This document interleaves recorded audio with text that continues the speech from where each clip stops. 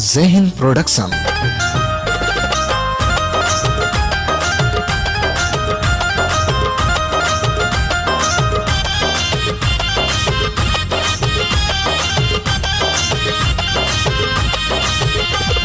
Music बाई विजय कुमार सोनी मोतिहारी।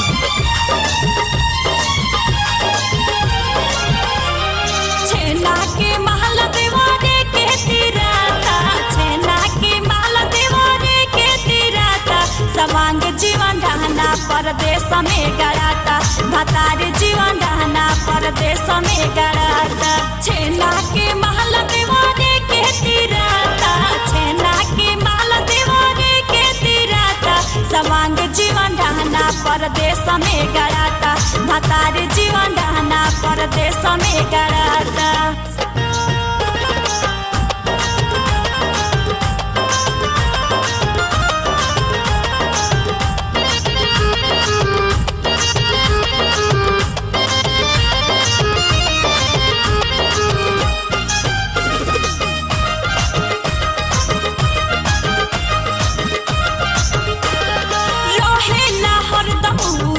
छिटा कवाले लागिला माई ओकर दूध ना पियवाले, रोहिला हरदम देह छिटा कवाले लागिला माई ओकर दूध ना पियवाले। पहिया से तेल बिना अचार बुआ रहता, पहिया से तेल बिना अचार बुआ रहता, सवांग जीवन रहना परदेश में गड़ाता, भतार जीवन रहना परदेश में गड़ाता।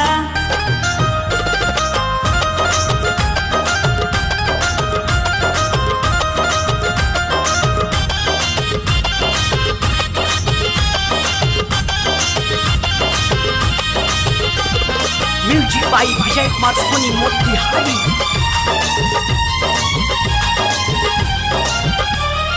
गाठल जवानी में घून लगी कादो, मौसम सुहाना तड़पावे सावन भादो।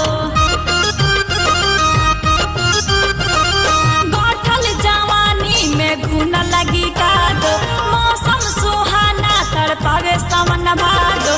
बढ़ल परेशान ना मन समाधाता, बढ़ल परेशान ना मन समाधाता, सवांग जीवन रहना परदेश में गड़ाता, भतार जीवन रहना परदेश में गड़ाता।